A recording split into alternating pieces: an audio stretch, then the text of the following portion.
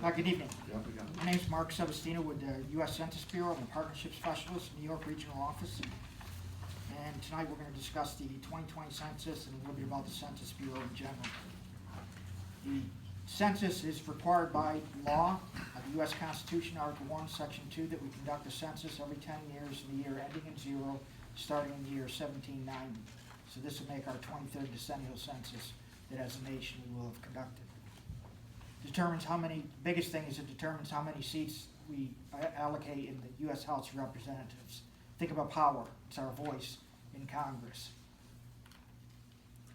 It also defines congressional state legislative districts, voting precincts, and school districts. And the topper there is it determines how $675 billion is distributed on an annual basis to states and local communities for things such as Section 8 housing vouchers, WIC, SNAP, infrastructure, emergency services. The list goes on and on. It also provides insights to governments and businesses, communities on planning purposes moving forward. As far as data protection, all the data that's collected is classified or confidential and is only used for statistical purposes. No matter what it is, the data cannot be shared with any other government agency or court. That includes law enforcement agencies, to include DHS, ICE, CIA, FBI, period. Nobody can have access to the data. They can have access to all the statistical data there is, but not the personal data. The Census Bureau employees are subject to an oath for a lifetime. It will protect the confidentiality of the data for which we have contact with, subject to serious federal crimes of up to 5 years in prison, a $250,000 fine, or a combination of both. And of course, this is the first year we'll be offering it online, so cybersecurity is a top priority. We're working closely with cybersecurity experts in both the private sector and in the intel community to ensure that we have the most up-to-date and secure system in place.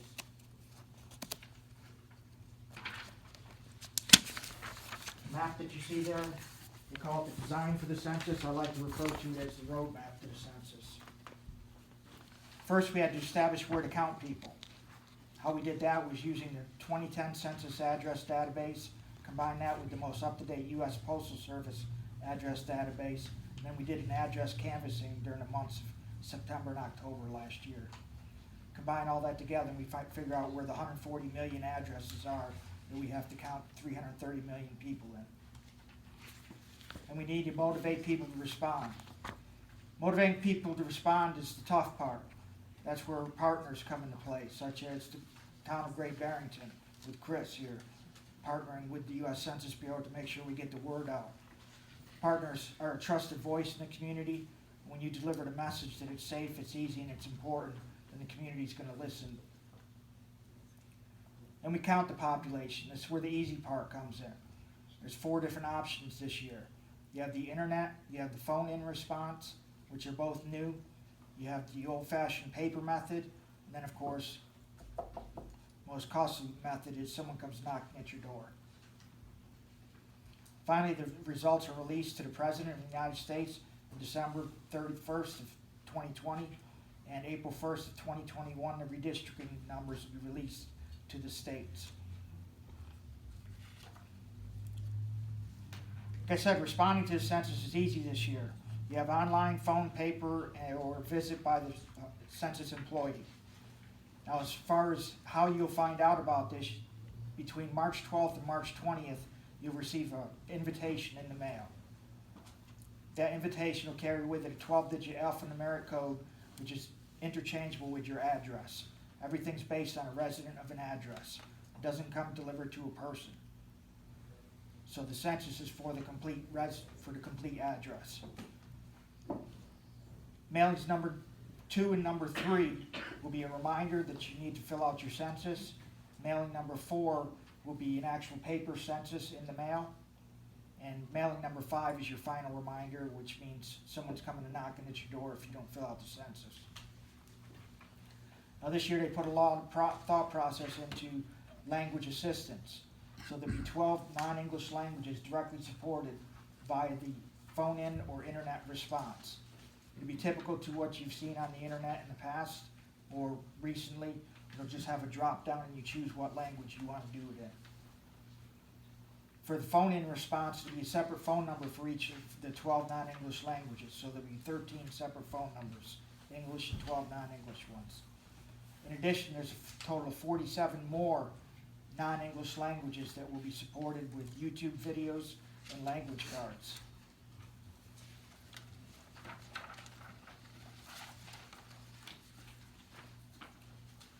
Looking ahead to the census, this is some key milestones. In 2018, we began a recruiting process, began partnership programs, and began forming complete count committees. Last year, we opened up our area census offices. Unlike in the past, the area census offices are not public-facing this year. They're only there to support the Census Bureau and field operations. About 10 days ago, they commenced the advertising campaign. There's a total of 1,000 advertisements out there in 13 different languages, English and the 12 non-English languages. They estimate that we'll get 61 hits per person by the time the census actually gets here. Census Day is April 1st. It's a declared day that if you're not sure of where your primary residence is, which is supposed to be where you live and sleep most of the time, and your head's sleeping in one place on April 1st, that's where you're declared for April 1st. That's where your census is filled out for. For our snowbirds, they spend 2 or 3 months down south and 8 to 9 months up here. Up here is where they count it. So the money comes up here, not in Florida. Non-response follow-up begins in March and continues on through July, with peak operations between May and July.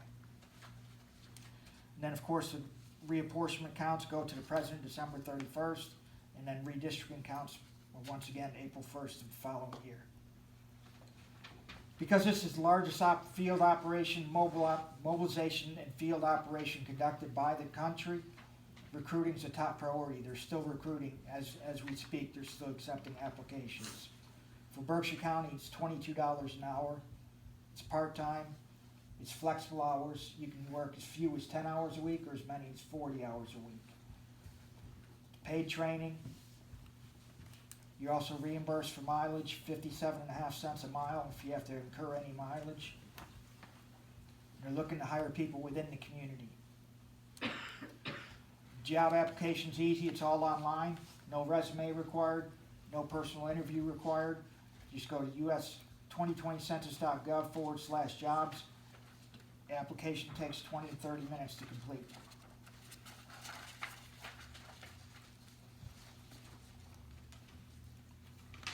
As I was mentioning about partners, the key thing about partners is they're a trusted voice in the community. And that's the only way we're going to overcome any of the obstacles that we have out there. And there's many obstacles. Some are the different living arrangements we have nowadays. Some households we have upwards of 3 generations living in the same household. Well, they'll only get one invitation, one census for that complete household. Or we have children in broken families where who's counting them? Mom, dad, did they get counted at all? So these are all obstacles that need to be overcome by our relationship with partners. How do we support partners? Well, it's pretty much the easy stuff. Promotional materials, flyers, posters, in language. And when I say in language, I mean the 12 non-English languages that are directly supported.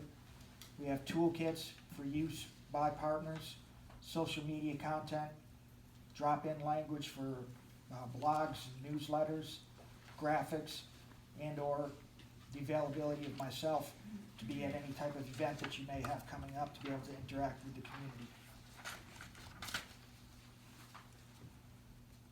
I'm just going to touch briefly on Complete Count Committee because Chris is on one representing Great Barrington.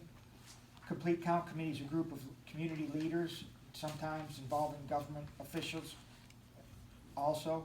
They come together to raise the awareness of the 2020 census and motivate people to respond to it. In many cases, they tailor the Census Bureau's message to the specific community that they serve. Response Outreach Area Mapper, or ROAM as they call it.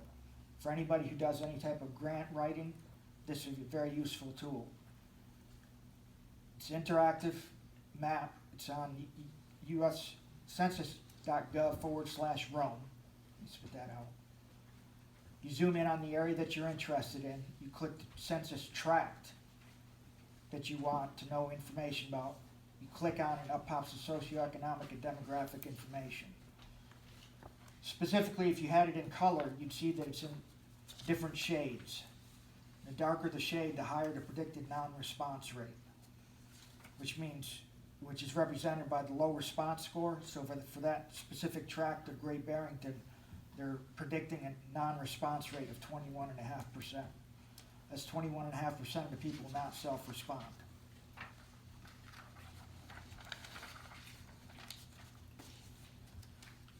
Then we have a data dissemination program because there's so much data available on the census.gov website.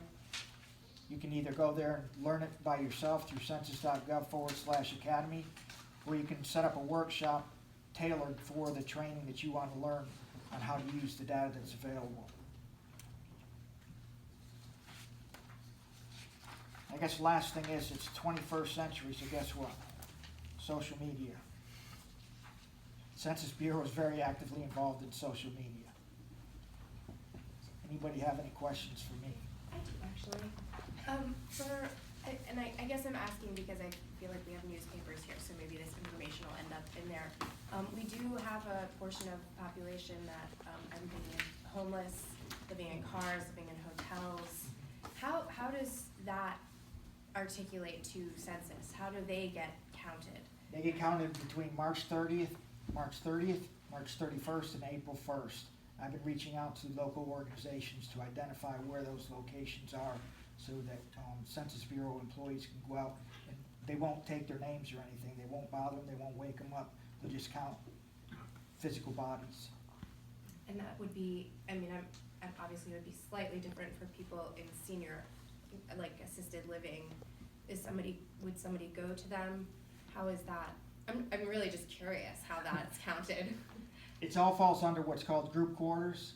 Under group quarters where the seniors would be counted, prisons, dorms, those type of situations where there's groups of people living under the same circumstances. I see. And then so they're not worried about doing it individually necessarily? No. Okay. In fact, for colleges, they can submit it as what they call an e-response, where they just say, this is who we have living here in the dorms. And their parents are potentially counting them as well? There's a system set in place that they won't be counted twice. Interesting. Cool. Thank you. You're welcome. Yeah. I'll just say one more thing. Okay. If there are any other questions, I want to thank Mark for coming. For the past year or so, he's been working with the Berkshire County Complete Count Committee, and this is a group that includes government officials, town clerks, town managers, select board members, but more importantly, it includes senior center directors, food pantry coordinators, the faith community, the immigrant community. We are really trying to canvass all aspects of the county to ensure as complete a count as possible. A 20% possible non-response rate for Great Barrington is completely unacceptable. That can't happen. You heard Mark say that there's $675 billion at stake. We need to make sure that we're represented. This is, I think Mark said, it's a really easy response process. It's safe and it's secure and it's important. So please, when you get the mailings, you get that first postcard in March, go online that day and do the census for your household. Don't let it go by. Please tell your neighbors.